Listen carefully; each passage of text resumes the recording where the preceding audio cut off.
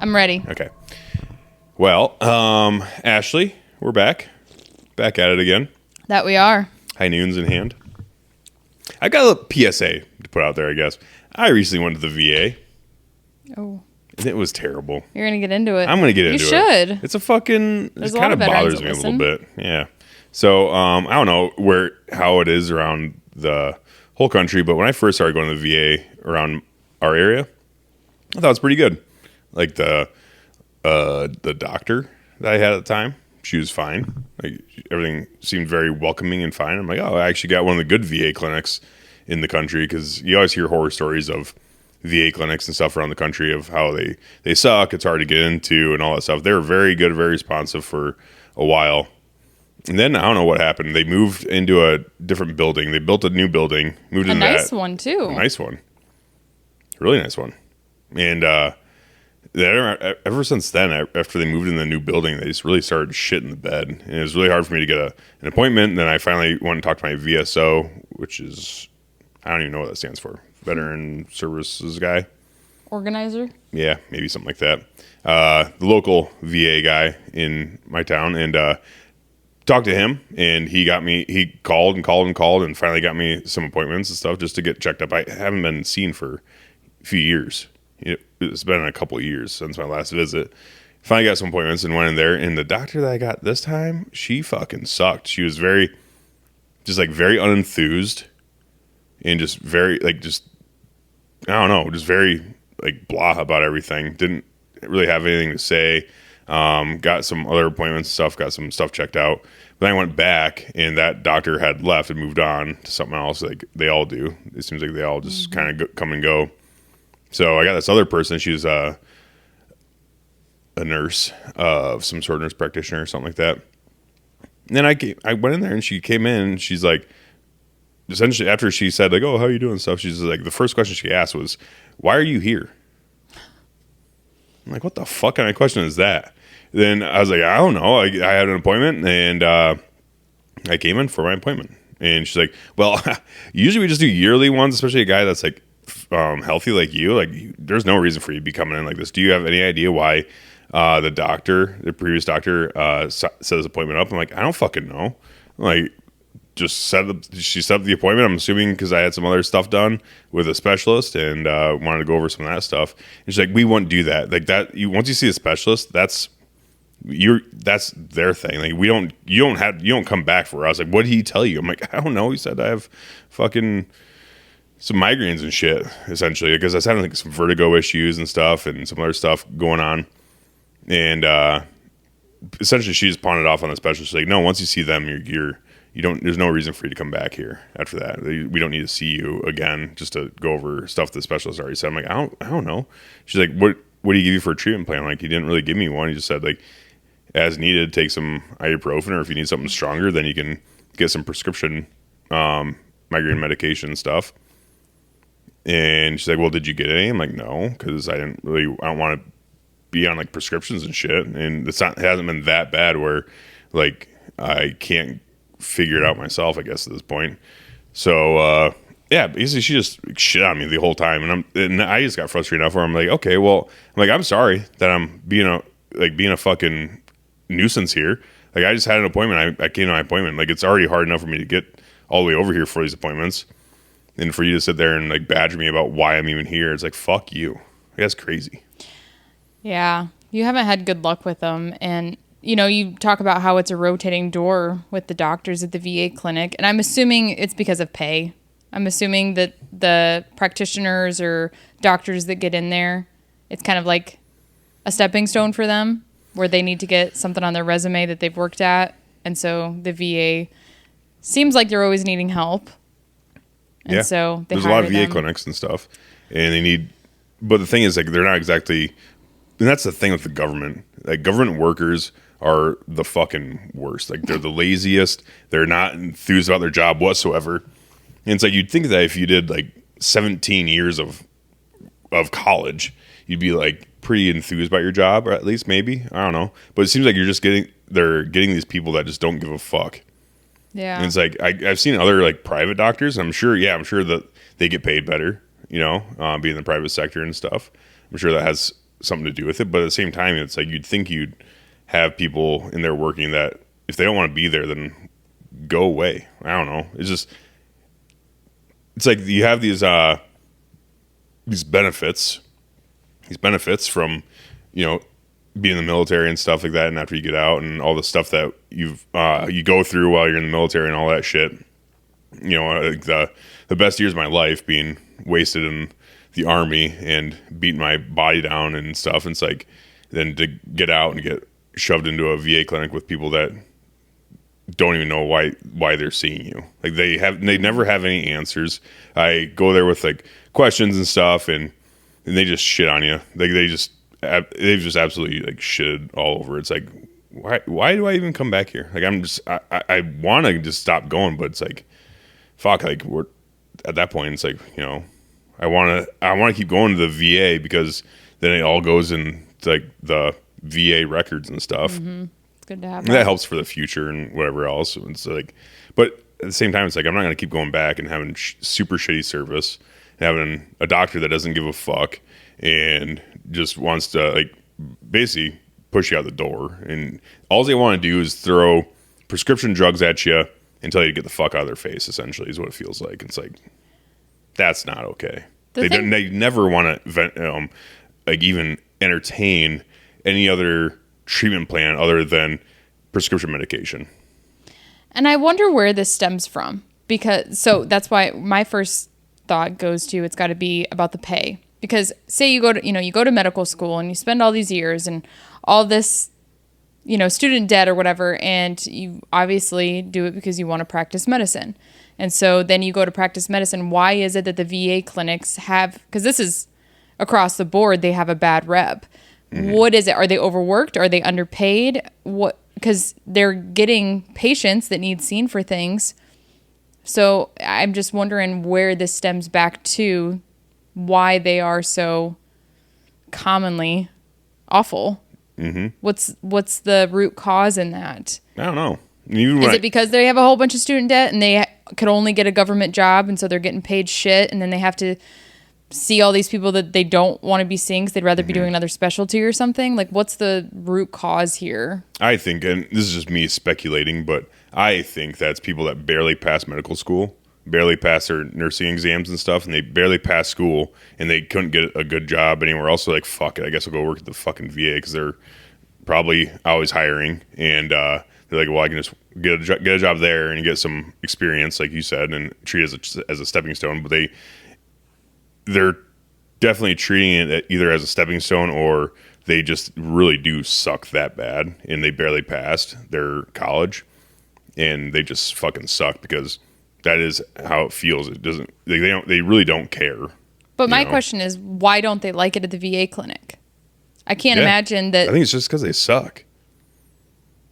That many people, like, I just feel like there's got to be a trending reason. Well, if you're a really good lawyer, like you went through law school and did good in law school, and you're not going to go be a fucking public defender. But veterans aren't public defenders of people that need medical attention. Yeah, but if you put it in the perspective of like public defender versus a private law firm, that's how it feels in the VA. Yeah. Private medicine versus government medicine. It's like, it kind of is like that comparison. Like public defenders generally they're not the cream of the crop. Right. I just don't get why, the VA clinic and working with veterans is that.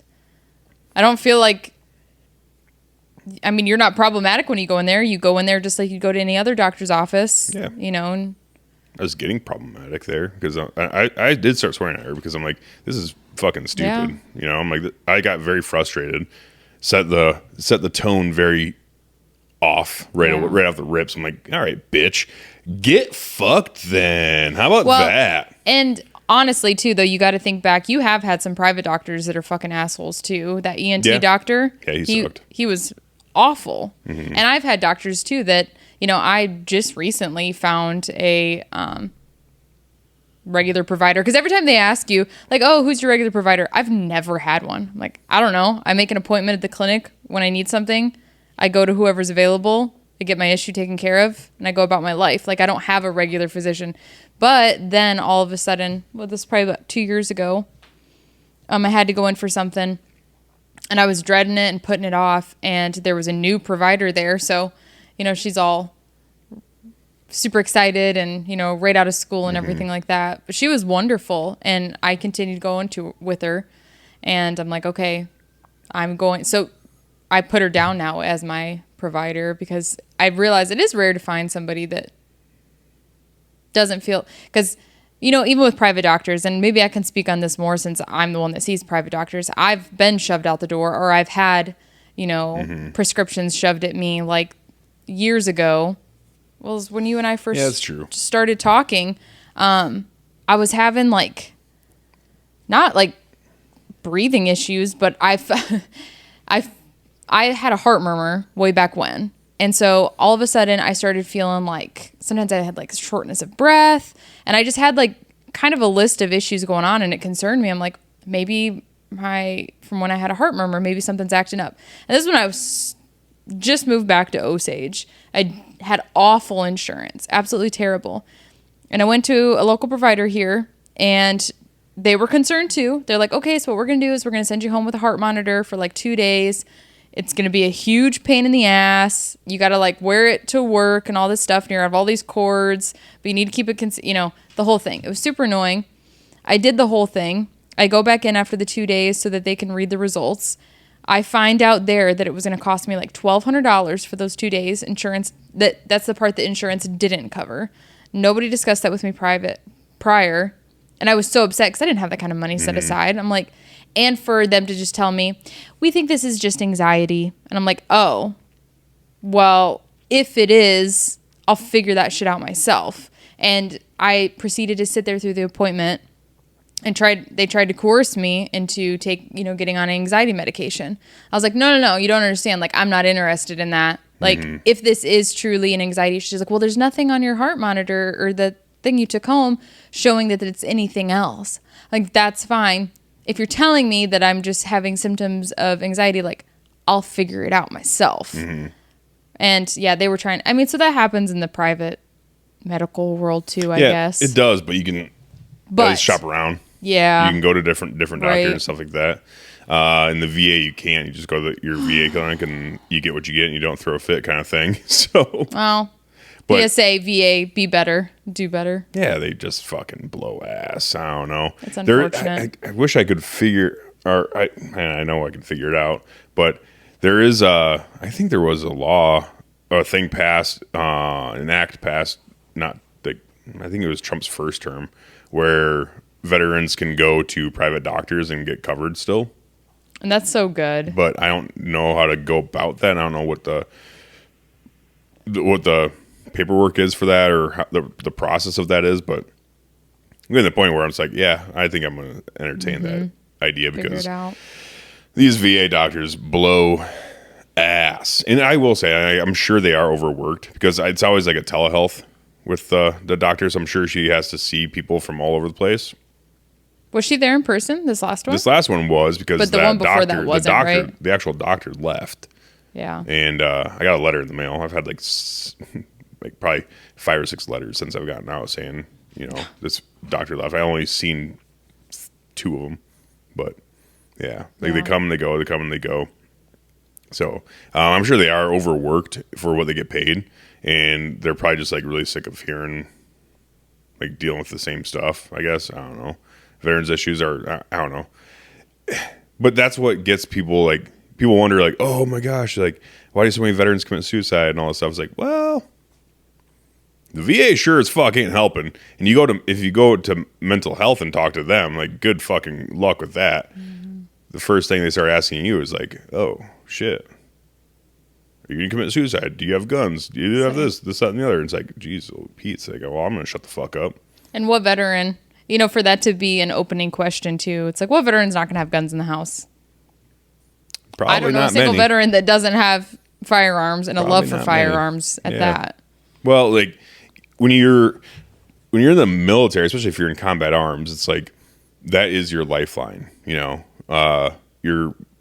weapon is your best friend. Like, you can't leave You can't leave anywhere without. You can't leave it with outside of arm's reach at any time. It has to be within arm's reach of you at all times. At all times. Yep. So unless it's locked up in a cage or locked up in like a secure area, like that's within arm's reach at all times. So yeah, I mean, you become very, very close with your weapon, and it's one of those things where it's hard to kind of get away from it. When you have a tool like that, that's your lifeline to either, stay alive or not, then yeah, you're gonna have firearms in your home because you have a different connection with them than say some other, like a lot of civilians I guess would.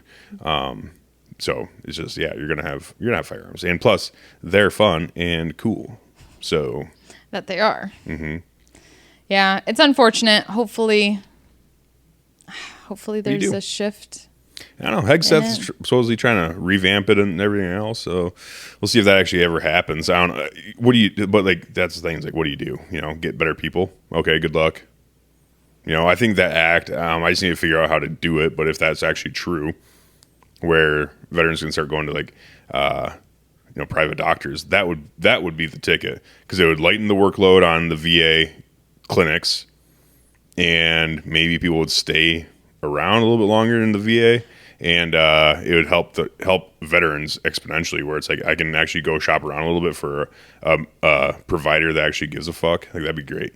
Maybe I need a little history lesson here, but why isn't that just the way it is? Why is there VA clinics? Why isn't it just that when veterans come home and they need that it's paid for privately? Is it because it was too expensive?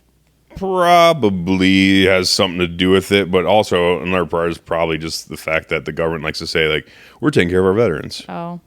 But they don't. Just like everything else. It's like when mass shooting happens and stuff like that, the first thing they say is like, oh, we need gun control and stuff like that. It's like the government really likes to say that they fix things with they like to say they fix issues with solutions that don't actually work. Like the homeless problem in California and stuff like that. It's like they like to say that they are doing something about it, and they like to throw a lot of money at it just to have it not actually do anything. So that's the government. The government fucking sucks. The private, and that's why I'm more libertarian about a lot of things, because it's like seeing how the government works. It's like, like people want universal health care. It's like, no, you don't. No, you do not. It's Canada, right, that has that? Yeah. And it's so strange because, like, if you go on TikTok, there was one time I ended up on that algorithm, I don't know how, like Canada healthcare, and you'll hear some stories where they just they rave about it. Like this gal went and had, triplets at the hospital and it didn't cost her a cent and this and that. But then you'll see the other side of it where people are like, I've been waiting 4 months for this really debilitating issue and I can't get into see a doctor anywhere. And they've been bouncing me around, and you see the pros and cons of it. There was a Canadian couple like years ago that I remember reading about, that they had their kid had some like really like life-threatening stuff going on, and they just couldn't get it figured out in Canada. Like they couldn't either get seen or couldn't get what they needed, but they could get the help they needed in America. So they tried going to America, and they got, I think, arrested for like child abuse or something like that. What? Something like that happened. They got arrested in Canada? Yeah, like they did something with them where I think they ended up getting arrested, or some shit happened where they're trying to like escape to America to get their kid help. Escape? It's not freaking North Korea. Yeah, well. Wow. That's it. That's something like that. I should find the article. I'm going off memory from years ago, and I don't have that great a memory. So, but yeah, I mean, I hear the same thing. It's like, and it's the same thing with like the VA. Like I talk to some people and they're like, yeah, my clinic is good. But a lot of people, most people, say 90% of people are like, this sucks. And I just don't go to the doctor anymore. You got to find that one good one. Kind of like the VA reps. They're not all good. A lot of them aren't great at all. But then you find a good one. And then everybody, tells their buddies about that VA rep. Yeah. Because they're hard to find. Yeah. That. They are definitely underpaid. Home. Yeah. For sure. But that's also the government for you. Like they throw a lot of money. Like a lot of money goes into the VA, but not a lot of it gets distributed down to like the the workers, I guess. It's all the administrators, all the higher up government workers. They get the, it goes with them, and also goes into stuff that doesn't really matter. But there's a lot of waste, but there is a lot of especially after 20 plus years of the GWAT, like there's a lot of veterans, a lot more than before, I guess. So there's probably a lot more workload. Hopefully it gets better. Yeah, what do you do? Yeah. You bitch about it on a podcast. That's what you do. Yeah. So it's like, but I'm sure many have their own stories too, and like, yep. Been there, done that. Yes. There's definitely people out there that can relate. That's for sure. But anyways, on to in other news, happier topics. So I got a call from Kurt a while back. I talked about it on the last podcast, just in the intro. Just touched on it. Oh, you did? Yeah. Because at this point, we still need, well, we don't need, but we have room for one more hunter. But anyways, so Kurt called me when I was at work one day. He's like, hey, Doug can't go to France anymore because Working Class, they've had this France trip planned for quite a while. It's with WTA, Worldwide Trophy Adventures, I believe, is what their name is. Yes. And anyways, so they had this trip planned through WTA, and they were going to go to France to hunt roe deer, and Doug couldn't go, so he went down the list and ended up on my end. He's like, "You want to go to France?" I'm like, "I'd have to talk to Ashley, but yeah, I think we do." And he's like, "Okay, cool. Like when you get home and talk to Ashley, let me know." So came home and talked to you, and it was pretty much the same conversation too as the first time he asked if we wanted to go to South Africa, and it was like, the initial shock of like, what? Like that's how I was like, France? I had no idea they were going, so I'm like, France, like hunting in France, okay. And then it was like, well, when is it? Oh, it's in July. It's like, oh my gosh, okay, so that soon and that far away. Well, what's the week of it? We look at the week, and then it's like the quick, like, well, yeah, we got to go. Like, when's this opportunity going to pop up again? We'll figure it out, just like South Africa, both times, and there'll be another one. But never thought I would see myself going to France to hunt. I always thought it'd be, the typical stuff. You go to Paris and see the Eiffel Tower and all of that. But then I looked at the map, and like, because we're going to Toulouse, France. And not that France is that big, but we're like at the very southern. Toulouse is way south and Paris is way north. So we're not even close to that, but I'm excited. Yeah, I am too. I'm trying to find the information real quick. But yeah, I mean, I didn't plan on. So it was very similar to Africa, where it's like, it was on the radar to do stuff like, I'll be honest with you, France was never really on the radar because I didn't really think of France as a hunting destination necessarily. No. And that was my first question. I'm like, what are we hunting? Yeah, Africa was kind of on the radar, where it's like, oh yeah, it was on yours, cool. Like, yeah. That'd be cool to go, on kudu and all this other cool shit. Like I read a lot of Ernest Hemingway back in the day when I was younger. I don't even know who that is. He's a writer, but he's been on African safaris a lot, and he wrote a lot about Africa and the safaris he's been on. But very famous writer. And so like, Africa's always kind of like a thing where I'm like, that'd be pretty sick someday. But I always imagined it when I was old, retired 60s, kind of thing. Yeah, go on a safari and have fun and do that thing. But when it came up in my 30s, excuse me. When it came up in my 30s, I'm like, well, shit, that'd be cool. So same kind of thing with France. When Kurt told me about France, I'm just like, well, when he first told me about it, that they were going, I'm like, that'd be pretty cool. And then I started looking into it. I'm like, that would be fucking pretty sweet to do someday, like especially with the boys. But man, I didn't think it'd be this time around. And then it came up, and I'm like, fuck, all right, that sounds fun. And hunting roe deer. Yeah, that was my first question. I'm like, what are we hunting in France? I don't know anything about France. I don't know what's there. There's a couple of places like New Zealand. I know I've looked into what there is to hunt there, but never France. Right. And so, and then I saw roe deer. I'm like, oh, they're little. They're little. They're cool looking. they're really small. They're probably like the size of. Well, he said it's like the size of a tall pig. Oh, that's even smaller than I thought. Yeah, they're pretty small. They're little nuggets. How much do they weigh? Gosh, I don't know. Looking at this picture with this guy, he looks like he shot 4 of them. 4? I don't know. They'd probably be like the size of my lower half, like my legs. That is okay. That's small. Yeah, I mean, my lower half isn't small, but I'm thinking of the average person. Animal, yeah. Okay, if we're speaking of you, you're right. That is not. But no, it's for an animal though. It's small. Yeah. You know, because like white-tailed deer, they're like in Iowa, they're anywhere like, 200 pounds plus body weight wise. These fucking little nuggets look 100? like they're. Yeah, they kind of look like small pronghorn. Yeah. Probably like 100 and I don't know if I had to put a guess on just from looking at the picture. 100 pounds dressed, maybe. Yeah. So, yeah, small. Probably like half the size of a whitetail. But their antlers are so cool. Like I do like they're their small rack. little antlers, but they have They're so just close stuff together. going all over the place. Like they're like fork bucks, but with some extra tonnage going on. I don't know. They're really, really cool looking things. And they're super narrow. You guys look it up. Look up Roe Deer. Roe Deer. Pedro Pedro. He has a big YouTube channel. He's a European hunter. He's from Spain, but he has a really good YouTube channel. And he does hunts all over the place. He's hunted all the places I want to hunt. He's been to. Has he been to New Zealand?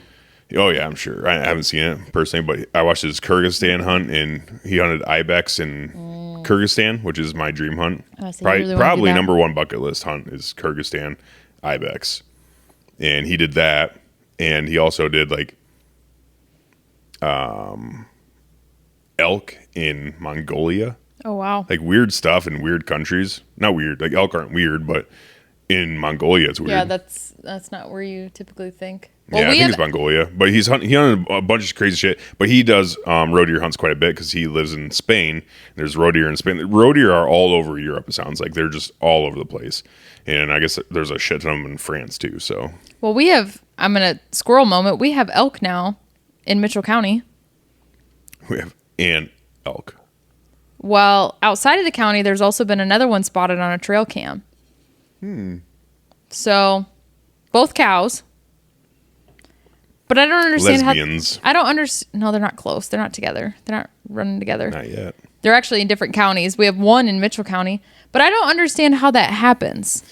How does an Captivity. elk end up here? Captivity. They have to be farm elk. Oh, and you think it's They escaped. who has If I farm had- elk and why? I know we have somebody that has farm elk here, but why? I know we do. Why would you have a farm elk? They shed their antlers every year. And do you have any idea how much antler chews go for in the marketplace? No. Pretty high dollar. And also velvet. Like, so they make some workout supplements with like deer velvet and stuff. Oh.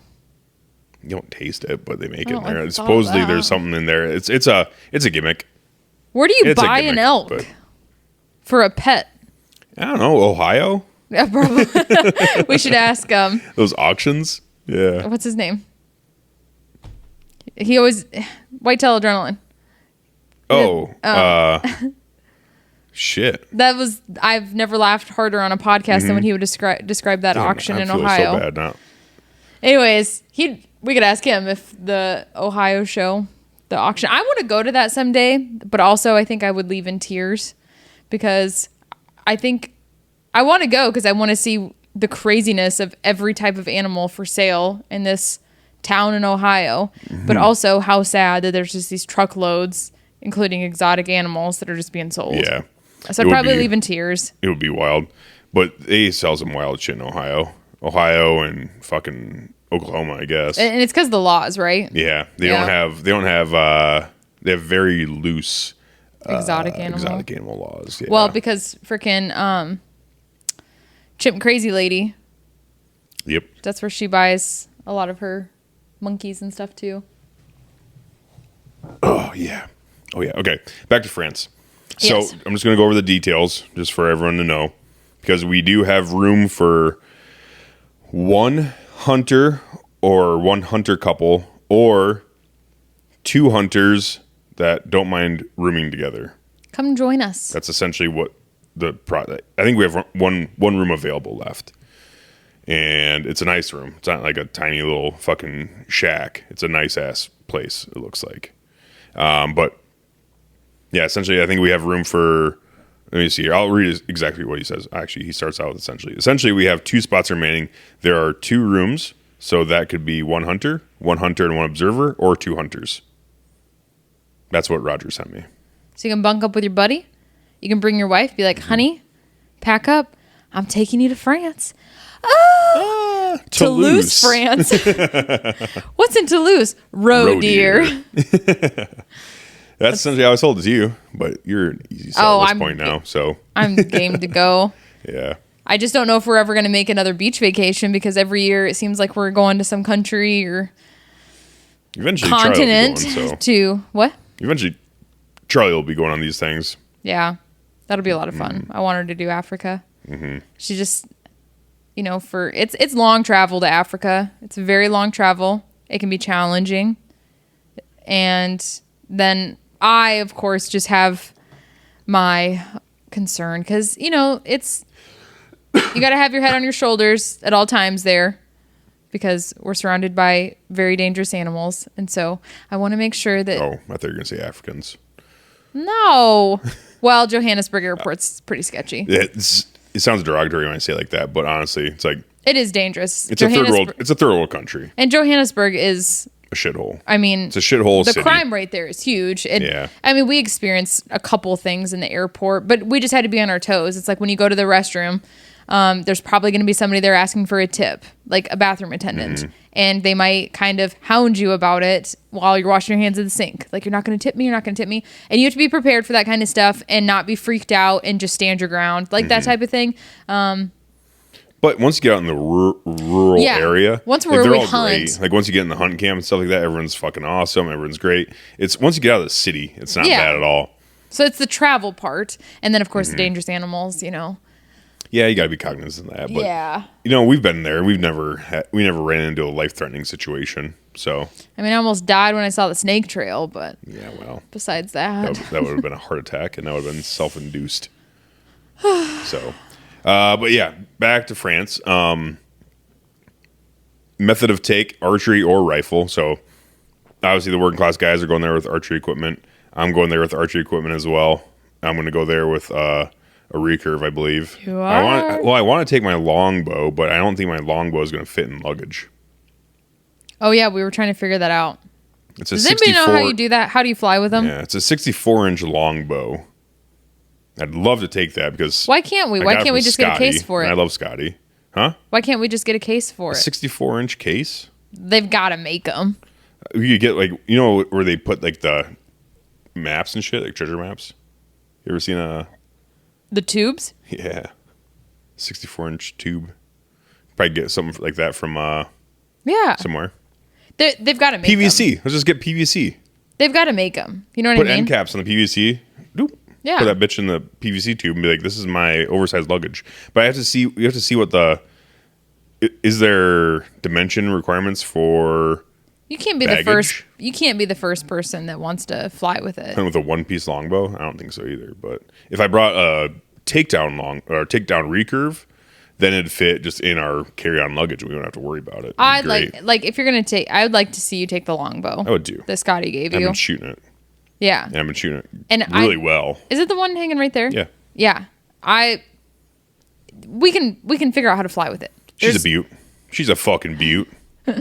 And I've been shooting it really well, and I'd love to shoot a Roe Deer with it, or at least try. And so I'm going to be taking archery equipment, but there are rifles there to rent as well. And so it'll be one of those things, kind of like Africa, where it's like if I get a wild hair at my ass, and there's a big-ass Roe Deer sitting out there at 300 yards, I'm going to shoot him with a rifle, because I don't give a fuck, man. It's like, at the end of the day, I like to hunt shit, period. Whether it's with a rifle or a bow, like It's fun to try with a bow, but it's also fun to shoot with a rifle. Like gun hunting it's fun. It's just is two totally different methods, and they're all fun. They're all great, and they all have their pros and cons, and they all have their challenges, and it's all a good time. So I'm not gonna go to France and be like, I'm not a diehard archery guy. Like I just got an archery not that long ago. It's like I'm gonna use what I feel like that day. You know, I'd like to shoot one with my longbow. I'd like to shoot one with a rifle. I might shoot two. I'll say, well, with the Sable. I want you to shoot one too, really bad. So. Yeah, so that came up too. That if you get yours, excuse me, possibly buy another one because they're not that expensive, and I'm going to get the prices here real quick. So, prices for a hunter, $3,500, includes 2 Roe Deer. So, book the hunt, $3,500 for the hunt. Includes 2 Roe Deer. If you bring an observer, it's $600. But there is a cool thing with WTA right now where if you buy a hunt, then you put in for these vouchers and stuff. There's a raffle going on where they're raffling off other hunts and stuff. So when you buy a hunt, the cost of the hunt and stuff like that can go towards like raffles. I don't know the exact how many you get, whatever it is, but you have to talk to Roger. Once you talk to Roger, he'll explain all that stuff to you. Like there's other stuff that WTA does once you book a hunt that is really cool and fun. You could possibly win another hunt through WTA. And that price includes the accommodations, your meals, all of that. Yep. Just like when we talk about South Africa and going there, it's not like that's just the hunt itself. It's the whole experience. It's right. The whole wham bam, thank you ma'am. Inclusions are hunting license, 2 Roe Deer. Hi, Lagatha. My dog just came over. Inclusions, 2 hunting license, 2 Roe Deer, full board accommodations, guiding, in-area transfers, VAT tax, whatever that is. That's included, so it doesn't matter. Exclusions, trophy fees. I don't know what that is. That entails necessarily. Extra Roe Deer are $500. So if you want to shoot 3 or 4 or 5 Roe Deer, you can. There's each Roe Deer extra outside of your 2 is an extra $500. Plane tickets are excluded. You have to buy your own plane ticket. Airport pickup and drop off. It says, I think we're not going to worry about that because we're all going to be going together. Yep. And we'll figure it out. So gun rental is $55 per day. And then tips. Yep, gratuity. And it says, feel free to shoot me a call at 1-970-393-7647. It's like you're on an infomercial. Yeah. I repeat, 1-970-393-7647 for an all-inclusive Roe Deer hunt in Toulouse, France. I always say you should do like voiceovers and stuff like that because you've got such a good range of voices for it. I want to do Price is Right. I always want to do that. Oh, wow. Ashley Johnson, come on down. There we go. Had to yell at it. I tried to get away from the microphone a little bit, but yeah, I don't know. It sounds really fun. It's going to be a blast. It's with myself, my beautiful wife, all the boys from Working Class. That's what I'm so excited to all go on it because the first time we went to South Africa, it was so much fun. They're great. So yeah, and then we all kind of split up so that we could take groups and stuff like that. And the groups are great and everything, but it'll be fun to all go on a hunt again together and film it and do all the fun things and have camp and all the good stuff that comes with it. Yeah, it's going to be a great time. It's and how always many days? Time with those guys. It's a 5-day hunt, right? Yeah. Oh, I didn't go over that, did I? No. So you depart the USA July 20th, arrive in Toulouse July 21st. Drive to hunting area and hunt that PM is the plan. Yep, so we want to leave July 20th, arrive the 21st sometime in the morning. Because it's like a 12-hour flight. Yeah, and then drive to the hunting area and hunt that evening, hopefully. And then July 22nd, hunt. Coming back to the 25th. Yeah, so basically... The plan on the 25th is to hunt in the AM and depart midday and overnight in Toulouse. So, So actually, hunt a.m., depart midday, and overnight in Toulouse. So sleep at Toulouse, sounds like. Then fly out the next day. I don't know. We're on our own after that, so we can fly out whenever the fuck we want to. We can fly out fly out that evening if we can. So the hunt is leave America 20th, come back the 25th, leave France 25th. Yeah. So that's 4-day hunt. And we still need to talk to Kurt and the boys and get flights and all that shit. We have not gotten flights yet. So if you are interested in France, you still have time to get hooked up in the flight planning, I guess. And we can just tell you what flights we decided to get. If you want to fly the same flight, or you can fucking figure out yourself too. That's fine. Whatever you want to do. Yeah, and we're planning on, just from quick glancing, we'll probably fly out of Chicago because for some reason, Chicago is always cheaper to fly out of than Minneapolis for us. Even though Minneapolis is a quarter of the drive, it's always exponentially cheaper to fly out of Chicago. So we'll probably fly out of there. Whoops. Wow. And it's going to be a great time. Yeah, I'm excited. So, and it's going to be nice weather. I looked at the weather there. I'm super excited for that. We all know I'm a fair weather hunter.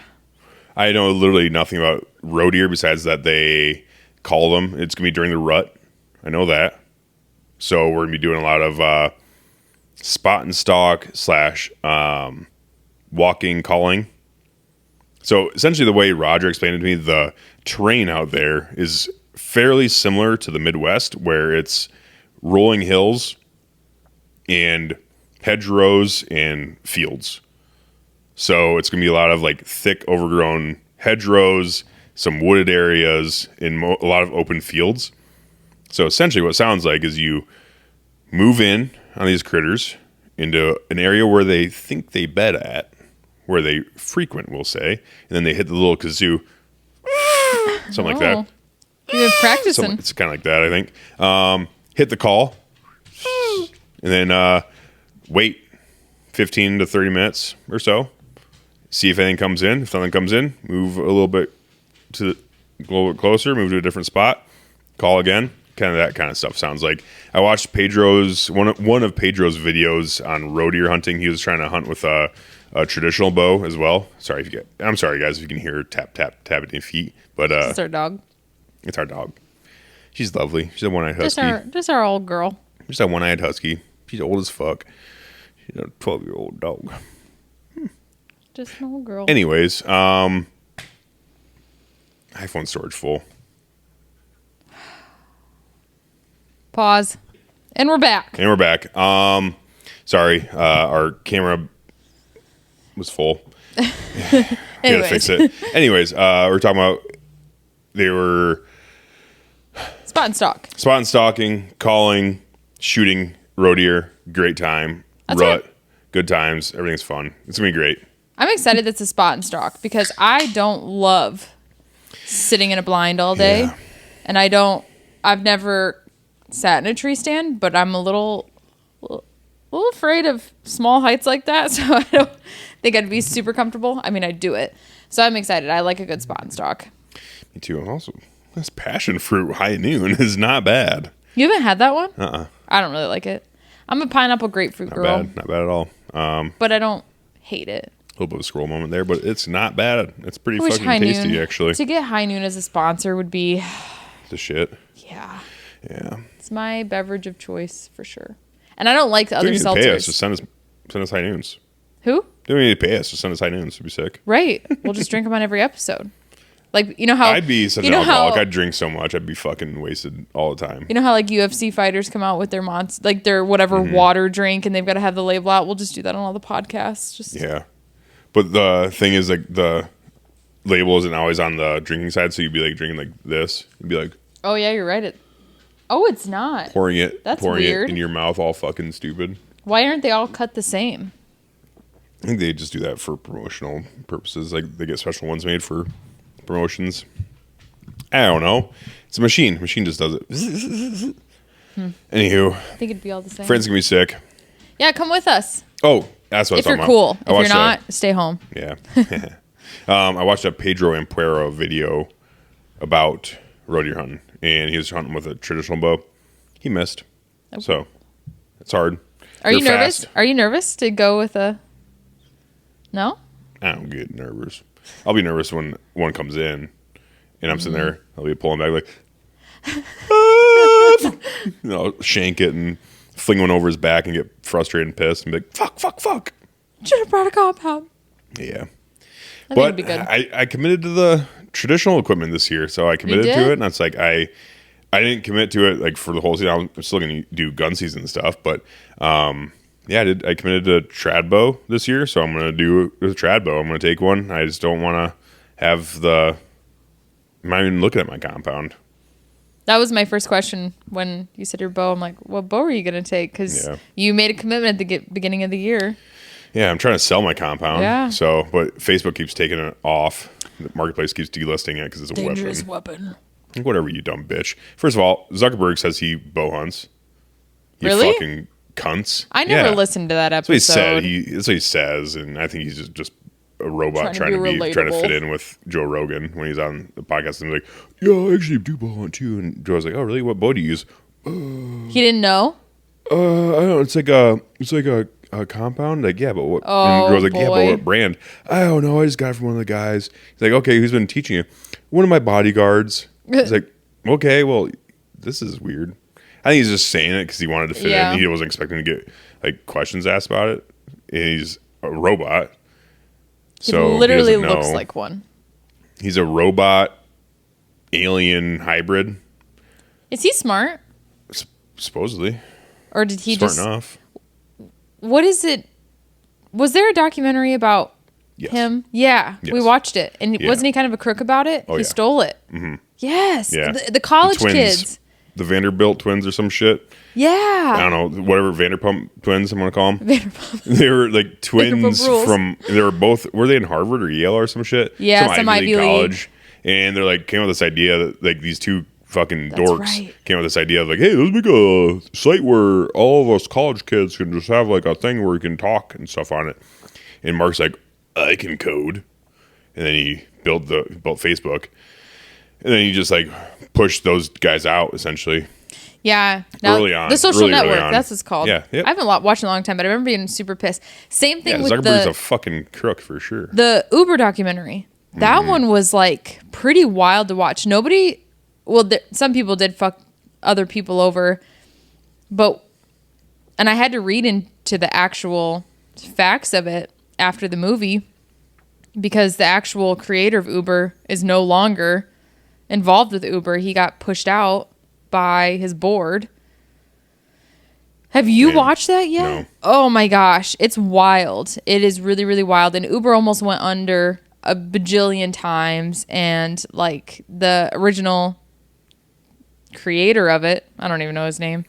He had to really rally and really put in the work. I mean, you're talking like all the investors and millions of dollars and trying to sell it to people and this, that, and the other. And then, I mean, he had his wrongdoings, but when it came down to it, he got pushed out of his own company by his own board. And it's just wild that can happen. Yeah. Essentially, the only thing I know about Uber is that they had a bunch of issues with the taxi union and stuff. Oh, but yeah, that was like early in the movie. Mm-hmm. It's your typical like bigwig CEOs, investors, that type of drama type thing. And I don't know what that one's called. I don't remember. It was really good though. Yeah. Well, at the end of the day, what I'm trying to get at is that Facebook still fucking kind of sucks. I will say that I'm no longer restricted on Instagram. My account's not. So that something did happen with Trump's election. Yep. Where Zuckerberg's like, oh, we're going to try this free speech-ish thing, more freedom of speech kind of thing. But so my account, they essentially just went the TikTok route where my account's not restricted. But when I post gun content, they just don't do it. They don't push it. They restrict that one post, it seems like. That one reel, if it shows anything with shooting guns, there's like throttled. So you guys see it, cool. If you don't, I guess that's why. Obviously, engagement helps and all that stuff. I'm not trying to engage in a farm here, but it's one of those things where it's like, it really does help a lot. And, but also, like, I don't know. A lot of the other stuff, like the silly, goofy shit we do, that seems to do pretty well. And then anything with guns, like TikTok, our gun stuff is on TikTok. It just doesn't. It doesn't go anywhere. Like it doesn't hit the For You page or algorithm. I wouldn't say it's on there. I have successfully posted 2 videos that have a gun in it. Both of them immediately violated community guidelines, but we appealed them because, it's crazy. AI taught me about AI. So my new best friend, my therapist, my person that's totally replaced Google. That's weird. ChatGPT. I love it. I was against it. I didn't want it. I got it. I love it. And so I started asking it, like, how do I post gun content on TikTok? And it had a ton of good things that wasn't your typical stuff, like, oh, make sure you put in the description that it's safe at a range and that it's for educational and blah, blah, blah. It wasn't that stuff. It was very specific because I even put on there, I'm like, Grand Thumb does it. And ChatGPT basically said the thing that I was already thinking is that he's so big, they don't take it down. Yeah, but he also stopped posting TikTok like a long time ago. Yeah, he did, though. A couple years ago. That long? Mm-hmm. Oh. So anyways, I asked ChatGPT. So that last gun video of you and Jordan out at the rangefinder one, I took all its recommendations. It immediately got flagged and taken down temporarily. But the thing that ChatGPT said is always appeal it because its first round of going through stuff, it's AI checking it. So AI sees a gun, it immediately takes down.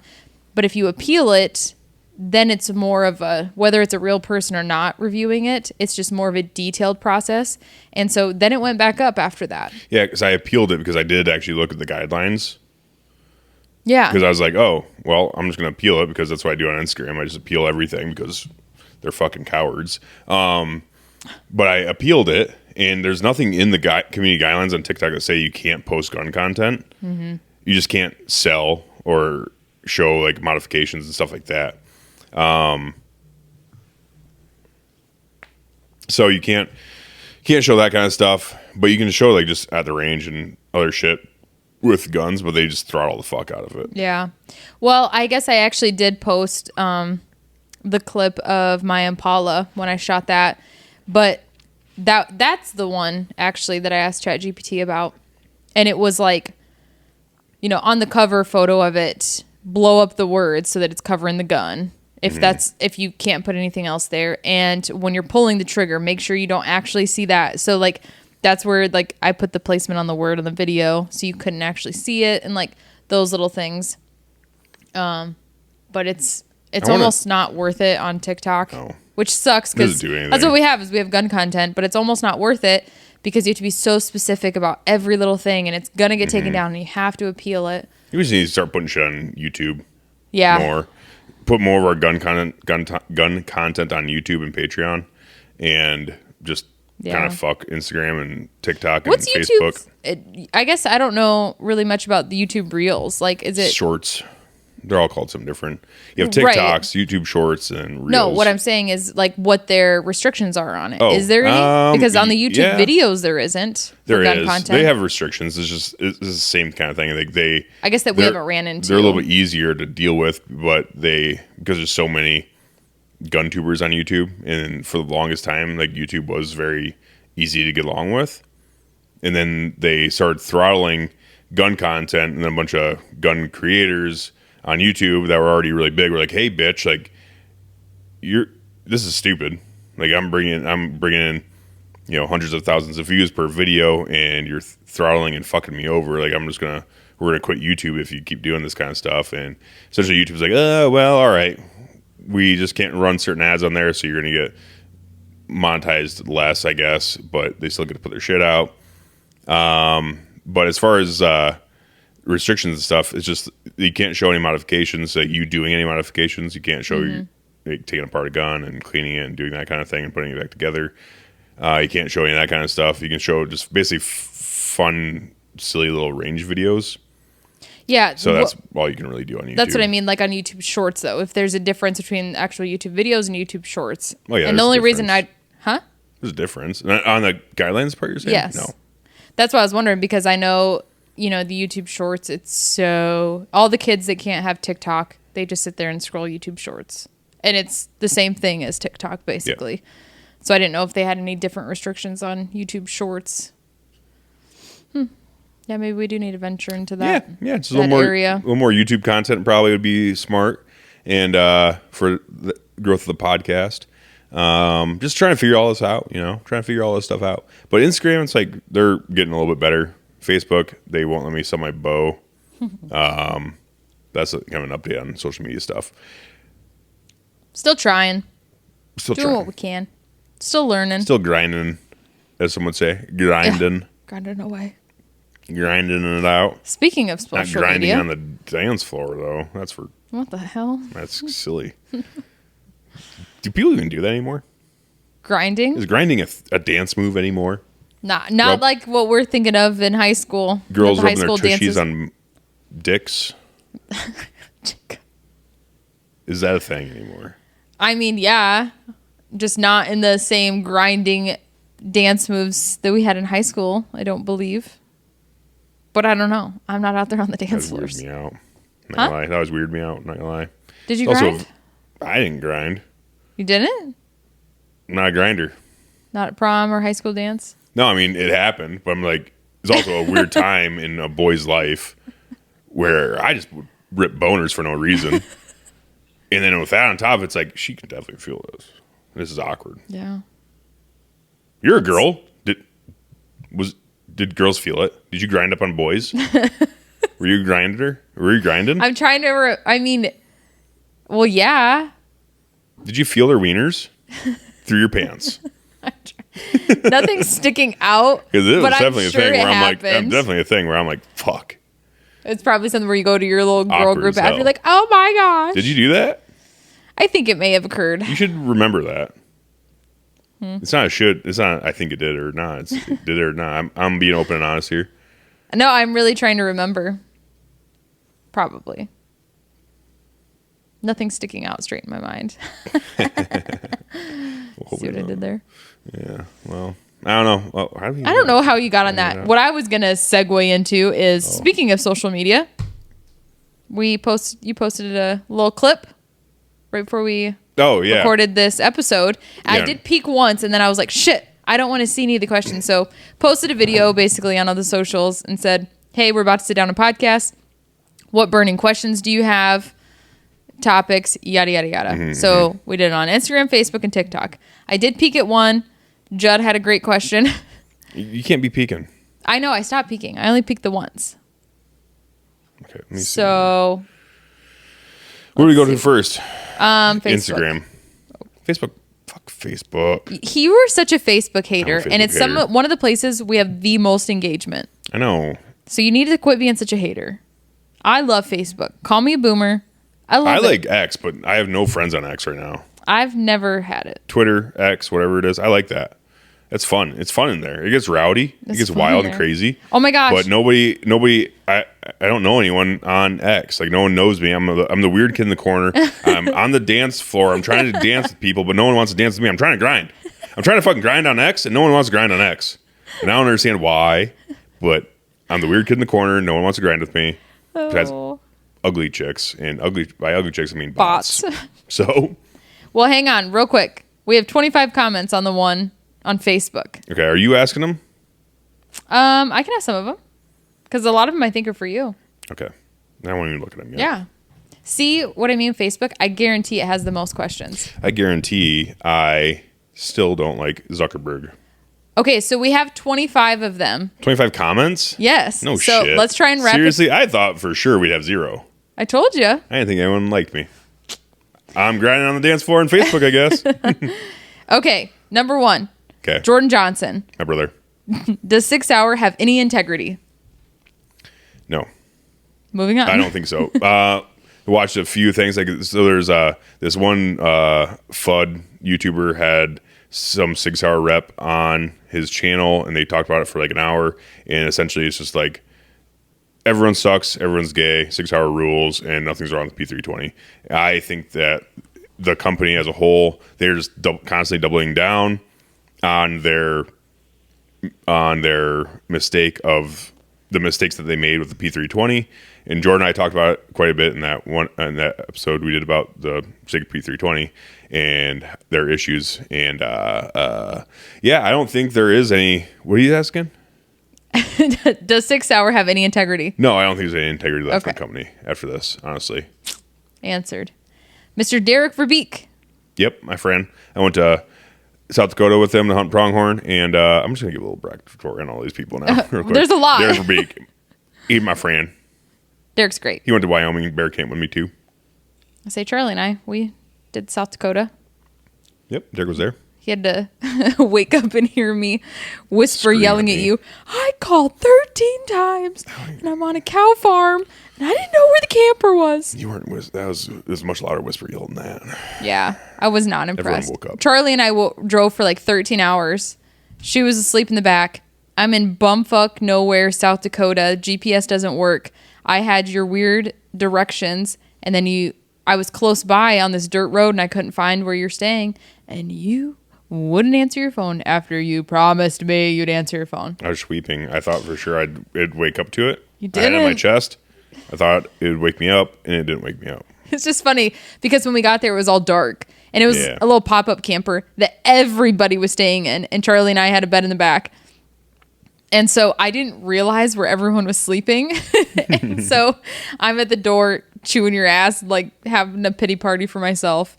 And I'm so tired. And then the next morning I wake up and I see where Derek was sleeping and he's right by the door. I'm like, I'm so sorry you had to hear all that. He's like, you weren't happy. I'm like, no, but I'm better You're now. being a fucking bitch. A He little didn't say bit. that. Okay, Derek Verbeek asked, what's your bucket list North American animal and do you think it will happen? Ooh, bucket list North American animal. So there's a lot of questions that need to be answered with that question, and it's like unlimited money, unlimited tag resources. Yes. What are we talking Just about? bucket anything. list. Bucket list means Or are we talking about like a realistic bucket list? Because when I think of bucket list, I think of things that I can actually accomplish. everything's accomplishable. Okay, well, not this one. But like doll sheep would be sick. That's everyone's kind of bucket list because Doll sheep? Yeah, I don't even know what that is. Either doll sheep or stone sheep. Any North American sheep besides bighorn sheep bighorn ram would be sick. But I really want to get up in like the shit. What's Like, the shit? Doll sheep shit. Tall mountains, high altitude. Why are sheep such a... Commodity. Yeah, I don't understand the drive behind like... There's not a lot. There's not like a It's because they're shit limited? ton of sheep. They're very, very limited. Very hard to get. Oh. Very hard to draw. Essentially, for peasants like us, the only way we can get a sheep hunt would be to join the Wild Sheep Federation or Association and apply through there because they have really good raffles that are for poor people like us, where they give away really good sheep tags every year, and you have a really good chance. So essentially, you apply as a first-time sheep hunter, never been sheep hunting. So they basically front load you in the raffle because it's only for first-timers. So it's a lot smaller pool. And once you draw that tag, you can no longer enter that pool ever again because you're no longer a first-time sheep hunter anymore, right? Sorry, my microphone was going Do you need help? No, I'll just slouch. Okay. So essentially, you're not a first-time sheep hunter anymore. So therefore, it's really hard to get those tags. But that's the only way a peasant like us could get a sheep hunt, and it would be sick. That is definitely number one on my bucket list is a sheep hunt. But realistically, Okay, so hang on. He said, what's your bucket list North American animal and do you think it will happen? oh yeah, no then. Okay, that answers his question. Moving on. Mark Johnson. My dad. Topic idea. Bow hunting's for felons. Why wear sunglasses in the house? To block out the haters. I was gonna say to hide my black eyes. Actually inflicted upon me. Oh my gosh. Well, this video Cops are podcast is known proof. for domestic abuse. I was crying.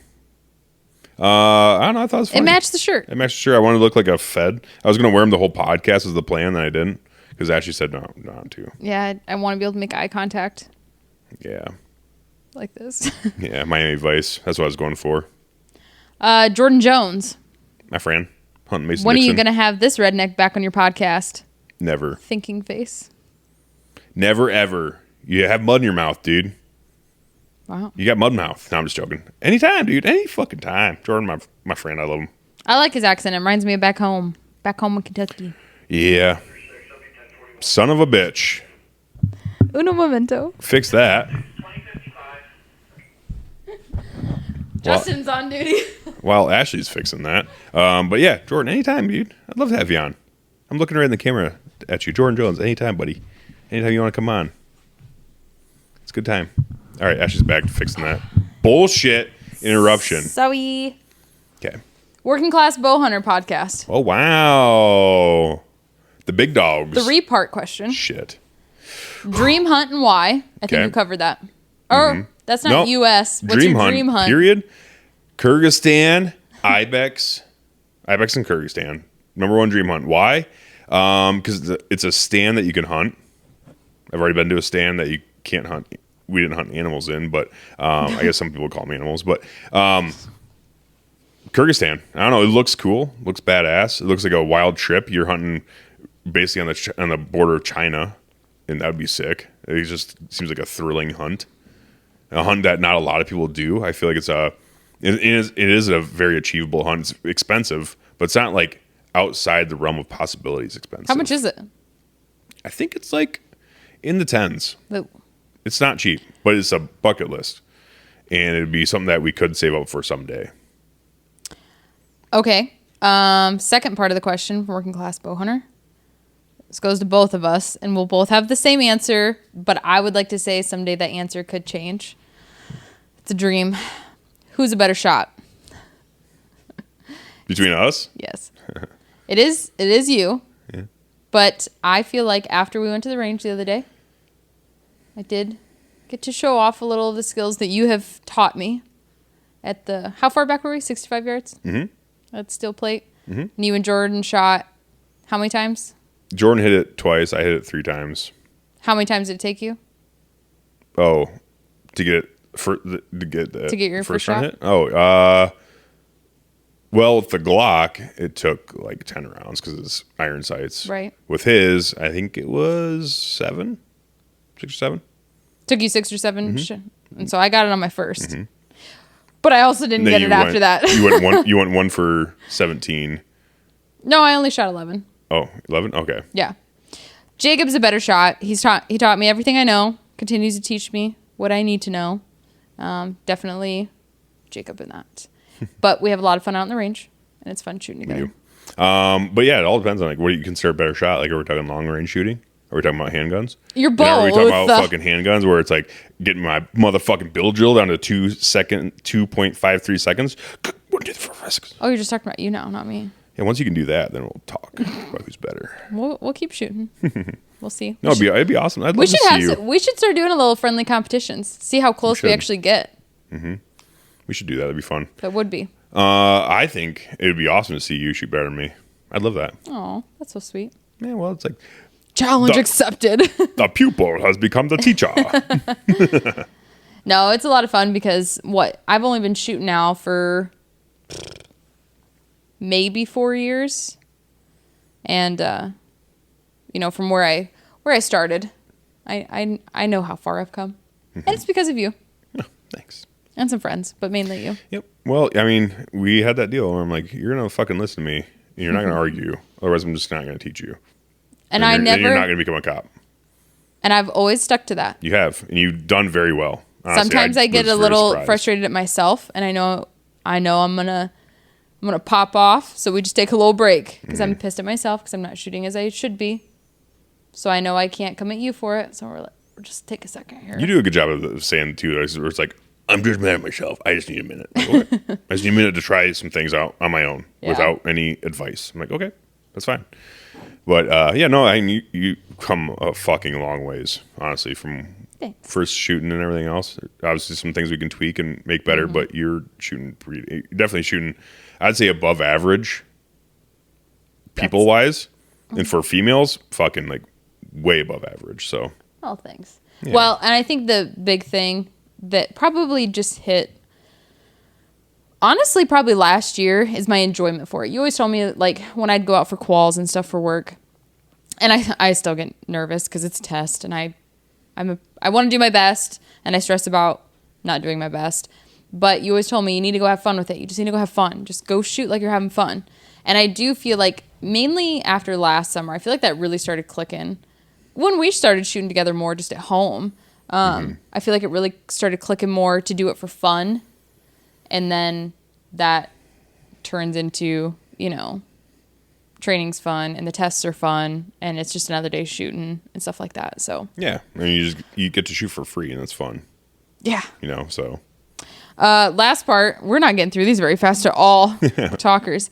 Least favorite thing about the hunting industry in your experience so far? Oh, damn. Least favorite thing about the hunting industry in my experience so far? Yep. Well, my experience so far has been great. I mean, surrounded by great people, like the working class guys. I mean, I wouldn't be doing this if it wasn't for them. That's for sure. Like, this podcast wouldn't exist if it wasn't for working class. I've thought about, before Kurt and I ever talked about Victory Drive, I thought about doing something, but I would have absolutely no, like, the mentorship and everything else. It's been great. Like, you surround yourself with good people. I got very lucky by meeting them in where we were all at in our lives and stuff like that. It just worked out really well and it's great. And good old Nebraska. Yeah. I mean, it's just very fortunate, very blessed in that aspect. So it's been great experiences so far. My least favorite thing about the hunting industry, though, is honestly, like, peeking behind the curtain a little bit and seeing how some people actually are. Yeah. That kind of sucks. A lot of people are very good, very, very good. It's just some people, very small minority group of people in the hunting industry that are basically complete frauds and cowards. I'm not going to name drop necessarily everyone, but like a few big ones. Like this guy Muley Freak, he sucks. Never heard of him. Huge guy from out west. Muley Freak. He's fucking trespassed and poached. Doesn't have a very good record of being a law-abiding citizen. Hunter?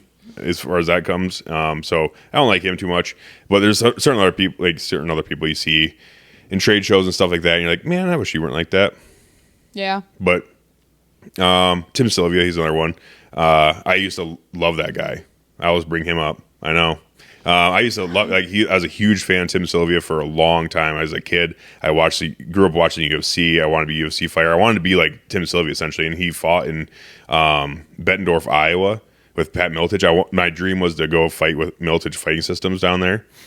And then after meeting him in person and seeing the type of person he is, he fucking sucks. So, I mean, I shouldn't say that he sucks as a human being. That's probably a little harsh, but he rubbed me the wrong way. As a person in the industry. He rubbed me the wrong way a little bit. So, and I'm not shooting any shade. I hope he does great. I hope the best things for him because I don't hate anybody. I don't hate him by any means. But yeah, that was really a huge kind of gut punch to be like, man, I really looked up to you as a kid, and now I don't, kind of thing. If that makes sense. Kind of one of those things. Don't meet your heroes. Yeah, don't meet your heroes, kind of thing. Yeah. I remember, speaking of Working Class Bowhunter, for asking that question. I remember when we were going to Nebraska on a whim on a random weekend during COVID to that trade show that was happening there, and Working Class was there. I remember, I think I even asked you when we kind of talked to it, I was like, because I'm like, who are they? I didn't know who they were. It was a podcast you listened to. I'm like, okay. I'm like, oh, they're not fucking lame. Like, they're not douchebags, are they? Like, I didn't know what to expect.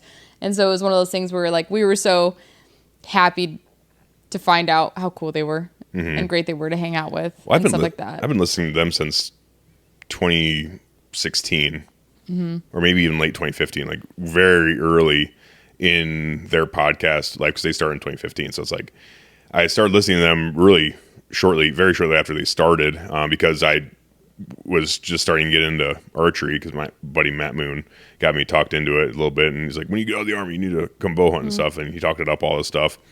So I bought like a Samick Sage recurve and started shooting in the garage and stuff, and I want to learn more about bow hunting and archery before I got home. So the only way, how Jordan told me about podcasts and stuff, I'm like, I don't know, I guess I'll just Google bow hunting podcasts, and good job on the SEO guys, because I typed in Google fucking bow hunting podcast, and Working Class Bowhunter Podcast was like the only one that popped up.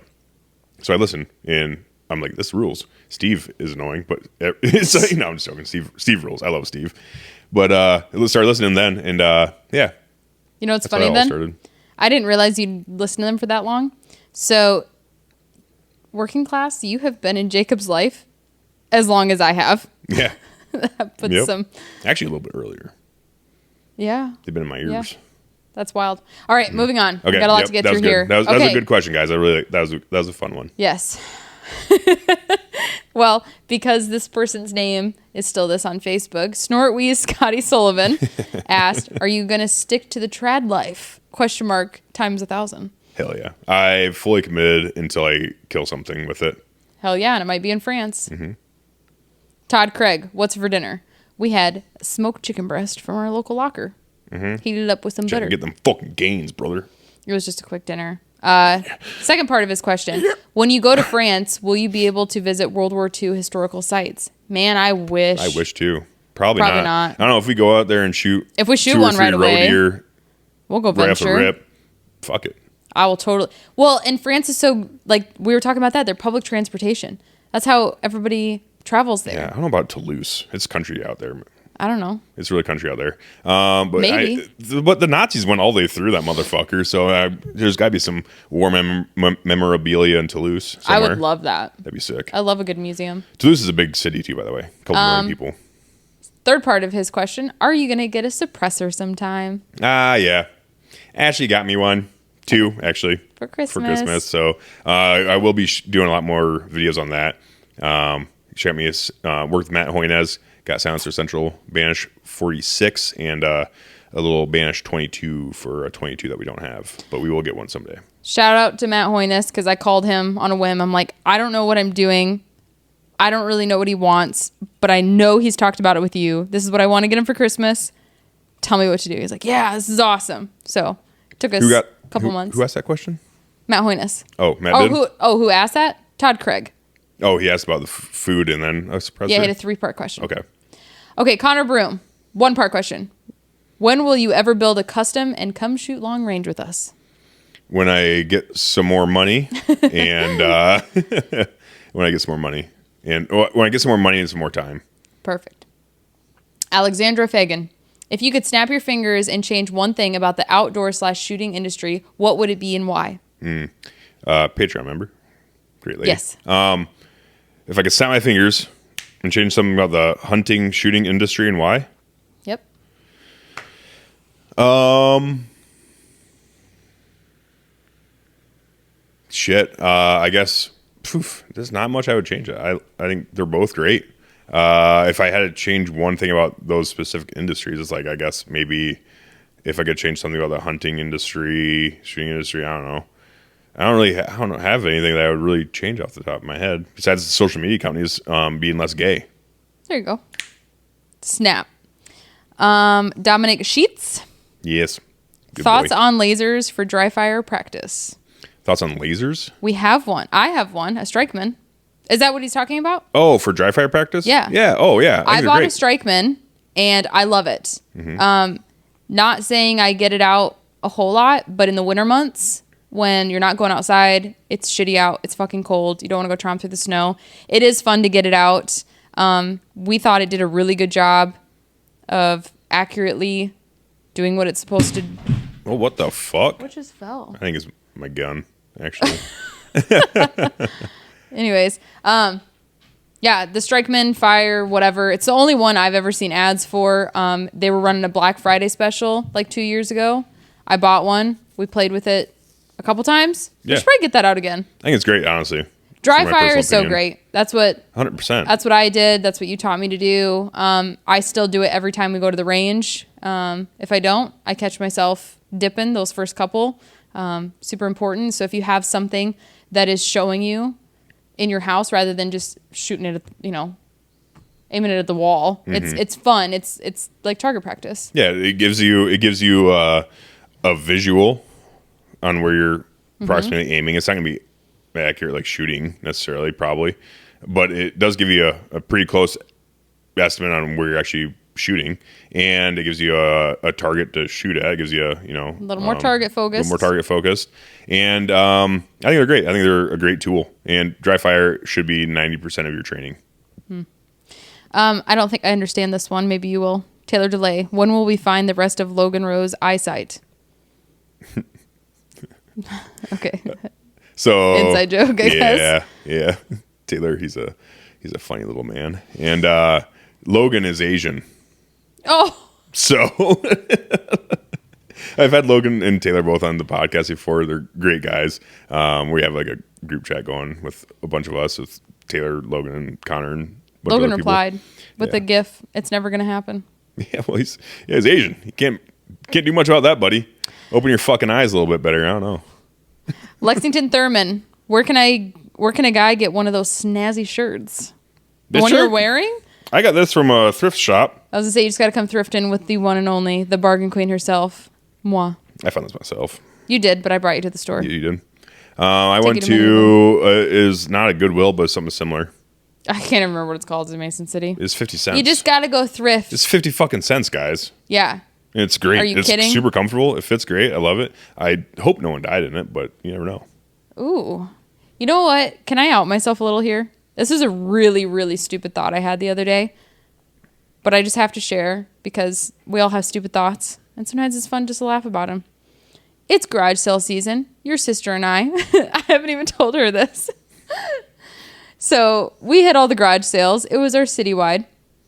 Our St. Ansgar citywide too. And we came across a garage sale. And there was a whole collection of 40s, 50s, early 60s attire that some lady obviously had a wonderful collection of.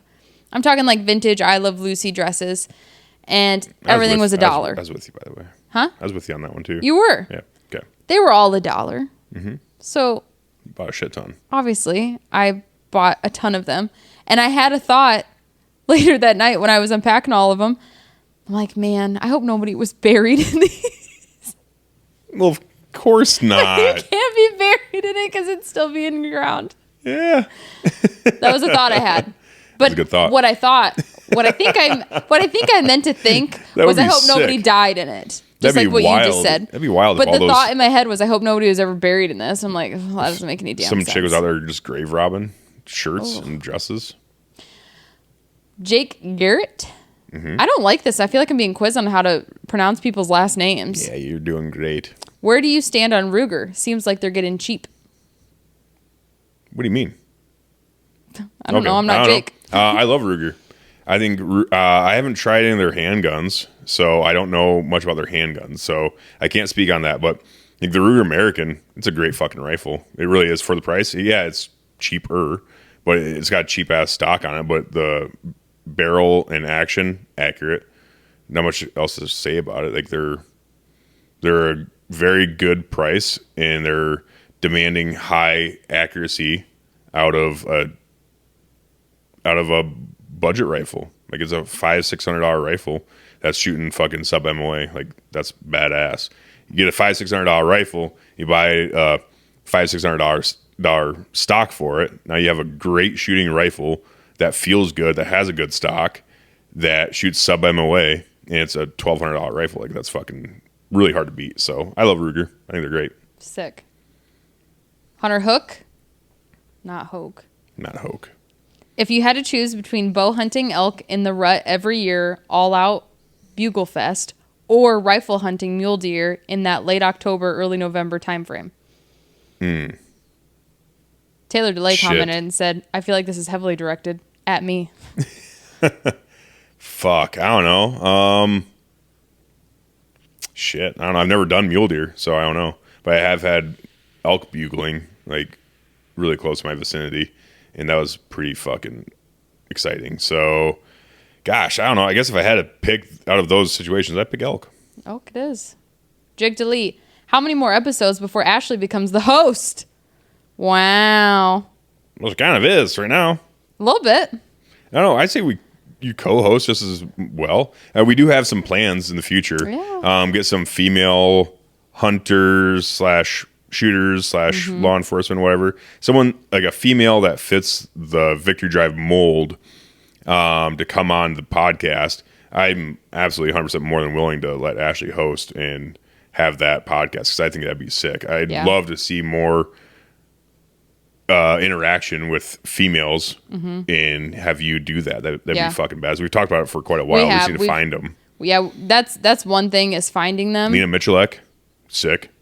Get her on. Bucket list. I would love that. And with future plans we have, that might be more achievable in the hopefully near future. Nick Babiak. Baby Arkansas. When's your first Baby Alaska? Let's say it's on the calendar. Isn't it like August? July? Jordan and I talked about it on our last podcast. So you should already know the answer to that if you listened. Ooh, called out. Bitch. He's part of the... He's in there too. He's a good guy. I've had Nick on the podcast too. He didn't even clam up that bad. But he said he was going to. Good job. July 12th, USPSA match in Waterloo, Iowa. Boop, boop. Logan Rose. Hey. The guy Are you wearing your hoochie daddy shorts with that shirt? No Ranger panties tonight. Pretty close though. They're okay. I'd call these hoochie daddy shorts for sure. These are nice shorts.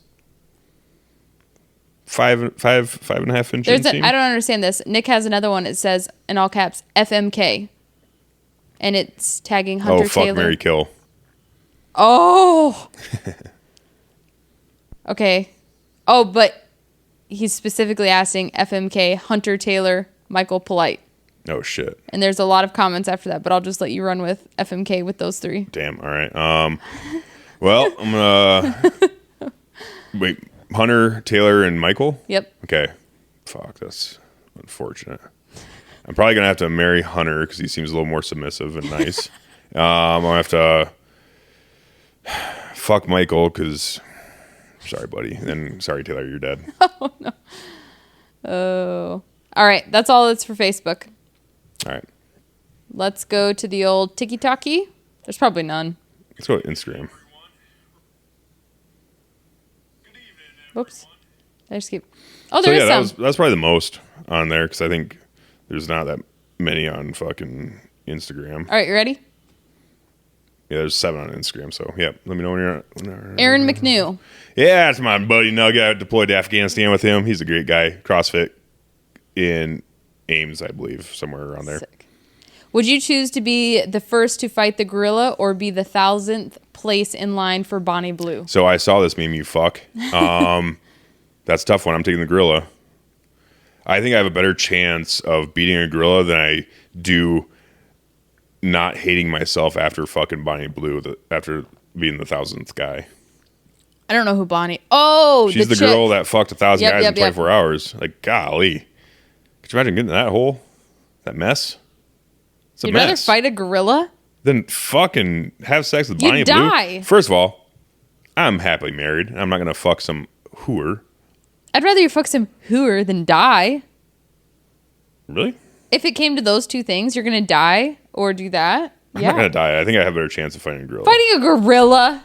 Well, honey, you're the strongest man I know. But we're talking about, like, you know, I'm in the cage with a gorilla. I think I have a better chance of at least taming the gorilla in that time frame. Oh, you guys going to be best friends? Then we will get out of there together. I'll ride on his back. He'll be my best friend. Oh. So I'm not going to fight him. So I actually believe you could do that. I might have to, like, assert dominance a little bit falsely and try to, like, get him to, like, be my friend, I guess. And I just have a friendly gorilla and be cool. You I just think I need have a to better put your chance long arms out, show him your ears, and be like, I came from you. You know what I mean? I am you. Yeah. Yeah, gorillas are rule. Can you noon me? My question is, why can't you make it sound as simple and smooth as she does? She's great. Oh, on the video. Yeah. Oh gosh, Mango. I'm scared. No, I don't want mango. You took the two. I'll take passion fruit. Or unless you want it. Nope. Oh, I was hoping I'd catch that. Why can't I make it sound as smooth and soothing as she is? She should have done it. She should have done it. I was cooking chicken. Yeah. You did great, honey. I suck. Jordan Jepson. Yo, boy. His question is, do you think I'm cool? Yeah, dude. You're the coolest kid I know. We love young boy. Yeah, he's cool as fuck. Bucky. I like Bucky. He measures deer We love and bears. Bucky. If you Bucky. or when you fight Lee Her, would you rather pick jeez. like a cage match or like WWE style? I don't know. I'm going like a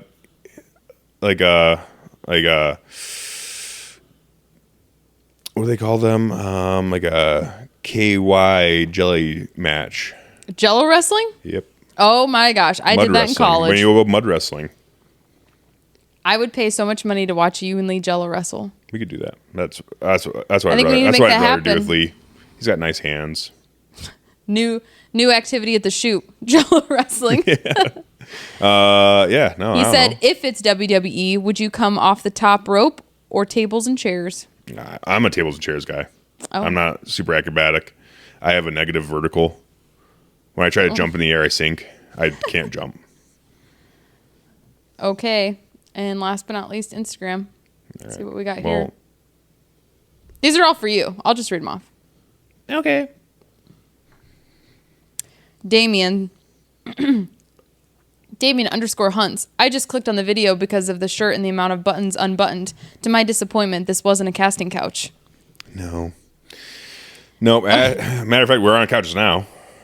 I am on a casting. leather couch, and you're on a mini upholstered couch. Yes, this is my throne. Judd. Does live, laugh, love appear anywhere in your house? No, it does not. No. But my favorite saying for that is live, laugh, toaster bath. Wow. Never heard that one. Yeah, you have. Toaster bath? You ever heard that one? No. Oh, really? No. Live, laugh, toaster bath. So it's talking about killing yourself in a bathtub with a toaster. Electrocution. Brutal. No. Used to. I have since moved on from that home goods Thank God. parody. No, we went to a thrift store and saw a bunch of those signs. So I think Oh my people gosh, are. I think everywhere. they're starting to get out of favor. Yeah, because They're gay. it's something our moms did. Live, laugh, love. Live, and Yeah. then Of course, you're gonna live. When you we have were- a house and you're in it. when I was in my younger 20s, of course, that was the thing because then they remodernized it and made it cute and like better font. Live, laugh, love. The bearded Korean. We need to update your wardrobe, laughing face. Also, are you going to Fuck film any you. of your pistol training comps? Yeah, we've been filming some of them. We haven't put any of them on YouTube yet. competitions. Oh, the competitions? Yeah, that's the plan. Yes. And actually, the first one, that's the only bad thing is I get off at 7 a.m. from work. But we will rally, and I will go there, and I'm going to film it. and I'll it'll be honest great. with you. Like, I don't know. The first one, I don't even know if I really want to super film that one just because. Oh, I'm gonna. Okay. I don't know. I've never done one. I don't want to be the guy that goes in there. My first match, here's my camera girl, guys. Is that gay? I'll just I don't act know. like I'm a fangirl. And Yeah, you but can it's just for treat, my- you can treat me like I'm a stalker. We could just tell them it's for my own personal training so I can see how I run this Oh, there you course. go. That's probably better than That's calling me a better stalker. Yeah. I would have let you. She's my groupie. Austin Wheels. When do you come into the Northeast to do some buck tracking? New York isn't that far from Iowa. What's the best food at the Iowa truck stop? Oh, sick. All right. Well, New York is super far away. Yeah. But that's honestly, that is actually pretty close on my North American bucket list. Hunts. New York? Yeah. In the Adirondacks, buck tracking. I just need to get a pump action 30-06 because I That's have it. to go full force. I have to wear the flannel and everything. I'm going full tracker, full Hal blood tracker. That's what I want to do. Sick. Yeah. Best food at the Iowa 80 truck stop. Fried chicken. Kind of hard to fuck that up. I really like their baby carrots. Yeah. They're tasty and Meatloaf buttery. wasn't bad either. Oh. I don't even think I had it. I don't get meatloaf places unless it's your mom's. Yeah, definitely the fried chicken. That shit was actually pretty slapping. I love that. The desserts their pie's very good. Pie's Not as good as decent. your mother's. It's But good for a buffet. It's a store bought pie, Yeah. freezer pie. Last but not least, Jaden Weaver. If you had $1,000 to buy one rifle, excluding glass, for any big game / trigger time, what would it be and why? How much money? 1,000. $1,000 to buy a rifle. Yep. Okay. Excluding glass. Excluding glass. Well, then I guess I'm gonna have to with $1,000. I'm gonna have to go with fucking Well, I'm going to go ahead and say this with aftermarket parts as well. So I'm going to go with a Ruger American, and I'm going to buy like probably an MDT stock for it. And what is it for whatever hunt? Hang on. For any big game / trigger time. No. Yeah, I'd get a Ruger American and probably like a 6.5 PRC. Sick. That's all of them. That was fun. We should do that again. That was fun. That was a good one. Yeah. Honestly, very surprised at how many comments we got on there. Facebook won that one, I guess. You gotta quit hating. Shit. I still hate Zuckerberg. You can hate him. I don't hate him. I don't hate anybody, but Zuckerberg is an alien robot. So is Elon Musk.